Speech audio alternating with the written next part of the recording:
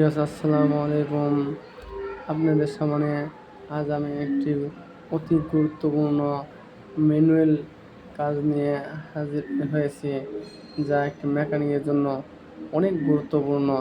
সেটি হচ্ছে 9000 সি মেশিনের ক্যাম টাইমিং। আমরা এই ক্যাম টাইমিং করতে যাই অনেক সময় ব্যয় করি, অনেক সময় লাগে। বারবার মেশিন উল্টাতে হয়, আবার নামাইতে হয়, উল্টাতে হয়, আবার নামাইতে হয়। এই জিনিসটা যাতে না হয় সেই জন্য আপনাদের সামনে আমি একটি ভিডিও নিয়েছি, যা আমরা ওয়ান চান্সে ক্যাম টাইমিং করে আপনাদেরকে দেখিয়ে দেব, যা সময়ও কম লাগবে, প্রোডাক্টিভিটিও বাড়বে। এটি আপনাদের জন্য অনেক উপকার আসবে। চলুন আমরা আর কথা না বাড়িয়ে ভিডিওটি শুরু করি। আর ভিডিওটি শুরু করার আগে আমার চ্যানেলে যদি কেউ নতুন হয়ে থাকেন, অবশ্যই ভিডিওটি একটি লাইক দিয়ে চ্যানেলটিকে সাবস্ক্রাইবার করে যাবেন।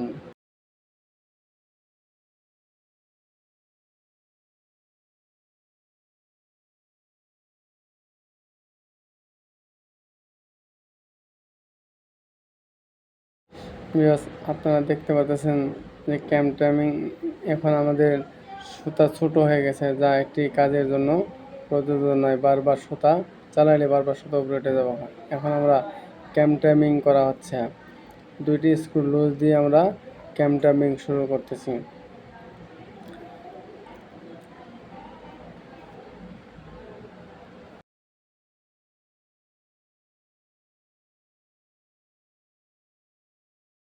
এখন ক্যাম টাইমিং করা শেষ, আবার চালিয়ে দেখলাম সুতা তবুও ছোটোই রয়েছে, এখনও কাজ করা সম্ভব নয়, যা বারবার সুতা উপরে উঠে যাবে। আমরা আবার দ্বিতীয়বার ক্যাম টাইমিং জন্য আসলাম।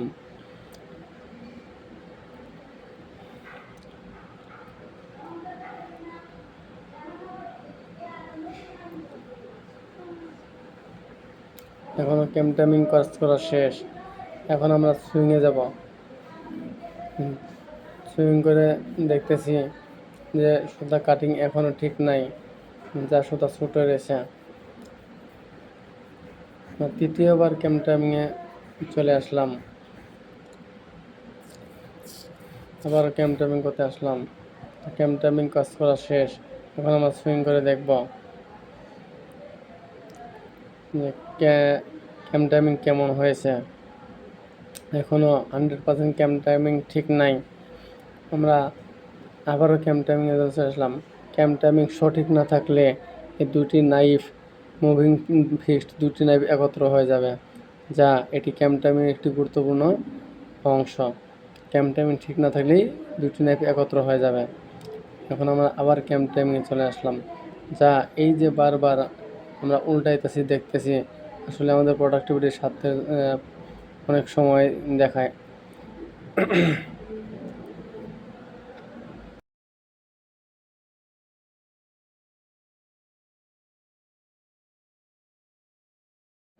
আমরা যখন ক্যাম টাইমিং করব, অবশ্যই আমাদের প্রথম চেক করে নিতে হবে মেশিনের স্টপ পজিশন ঠিক আছে কিনা।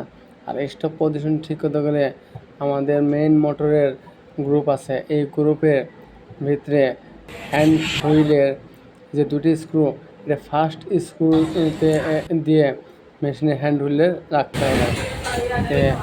আমাদের এখন স্টপ পজিশন ঠিক করে নিতে হবে। তারপরে আমাদেরকে ববিন স্টপার চেপে ধরে রাখতে হবে। এরপরে আমাদেরকে মেশিন হালকা করে চালিয়ে নিতে হবে। তারপরে আমাদেরকে এখানে দুইটি স্ক্রু লুজ দিয়ে ববিন স্টপার চেপে ধরে রাখতেই হবে, ছেড়ে দেওয়া যাবে না। এখানে দেখা যাচ্ছে যে একটি গ্রুপ আছে।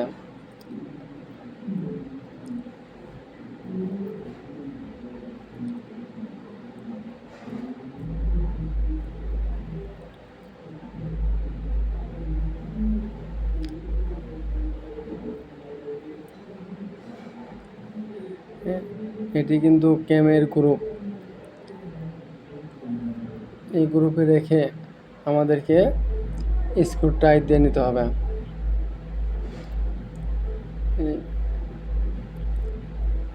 আমাদের সঠিক পজিশনে রেখে স্ক্রু টাইট দিয়ে নিতে হবে।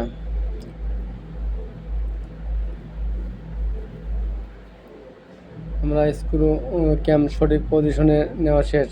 এখন আমরা স্ক্রু টাইট দিয়ে নেওয়া হচ্ছে।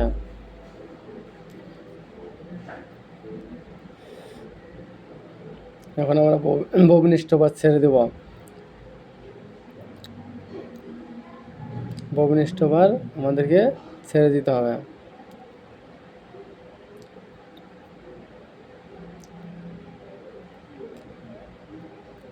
ববিন স্টপার একটু ভিতরে ঢুকে গেছে, এটা আমরাকে আর একটু বাইরে বের করে দেব, যাতে একদম প্রপারলি ভিতরে না ঢুকে যায়, হালকা একটু বাইরে থাকবে। এখনকার ববিন স্টপার প্রপারলি ছেড়ে দেওয়া শেষ। তার আগে ববিন স্টপার ছেড়ে দেওয়া যাবে না।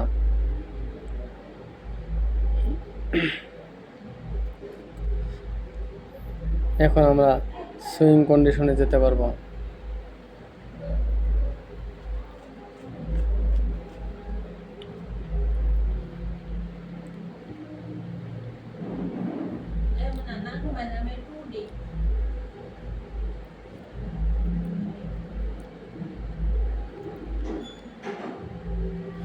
এখন আমরা সুইং করব।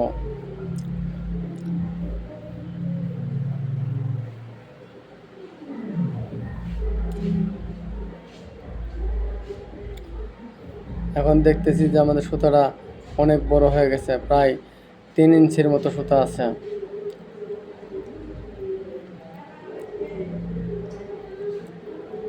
আমাদের বইয়ের ভাষায় যা এখানে নিডেলের সুতা থাকতে হবে